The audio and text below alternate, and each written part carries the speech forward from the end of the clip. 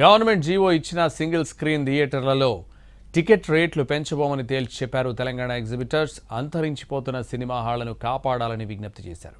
హైదరాబాద్ కొండాపూర్లో సమావేశం జరిగింది. 5 కీలక అంశాలపై చర్చించారు. పర్సంటేజ్ విధానం చిన్న సినిమాలకు ఎలా అయితే పర్సంటేజ్ విధానం ఉందో పెద్ద సినిమాలకు కూడా అదే అమలు కావాలని డిమాండ్ చేశారు. మల్టీప్లెక్స్ల తరహాలో సింగిల్ స్క్రీన్లను చూడాలని, లాభ నష్టాలను సమానంగా పంచుకునే విధానం రావాలని డిమాండ్ చేశారు ఎగ్జిబిటర్లు. ఇటు సినిమాల రన్ టైం పైన చర్చించారు.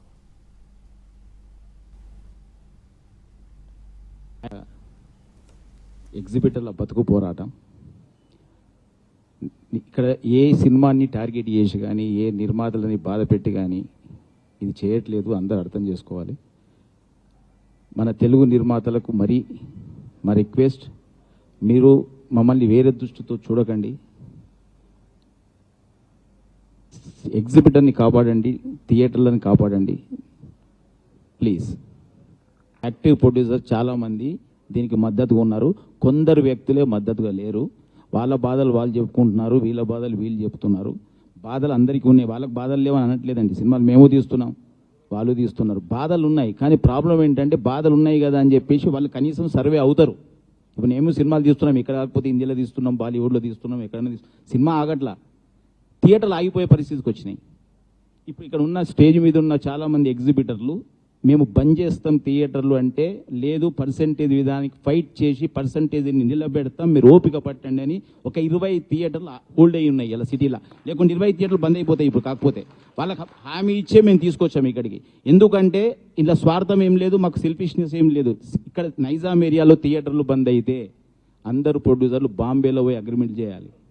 ఇలా బాంబేలో సింగిల్ థియేటర్ లేదండి.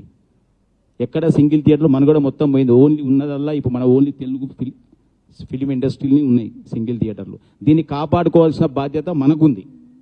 ఇప్పుడు మేము ప్రొడ్యూసర్, డిస్ట్రిబ్యూటర్, ఎగ్జిబిటర్ మూడిట్లో ఉన్నాం మేము.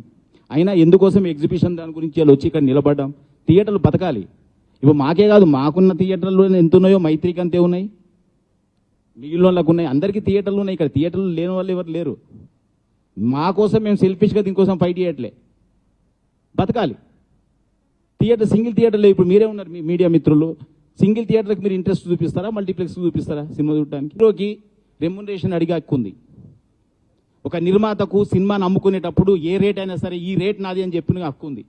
ఒక డిస్ట్రిబ్యూటర్కు ఒక థియేటర్లో టర్మ్స్ చేసేటప్పుడు ఈ టర్మ్స్ కావాలి అని అడిగే హక్కు ఉంది. ఎగ్జిబిటర్కి ఏ హక్కులు లేవా చెప్పండి? ఏ హక్కు లేదా?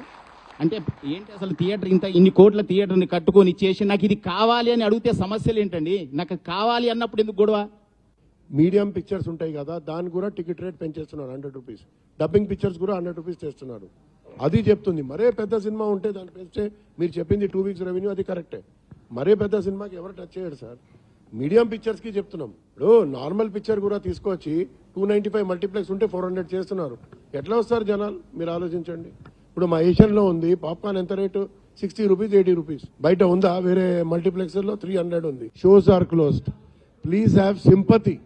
It is really sympathy critical. We have to close otherwise. 94% ఈరోజు క్లోజ్ థియేటర్స్ అంటే అసలు ఏమిటిది? ఇది ఎప్పుడు అవ్వలేదు. ఇది కోవిడ్లో కూడా చూడలేదు.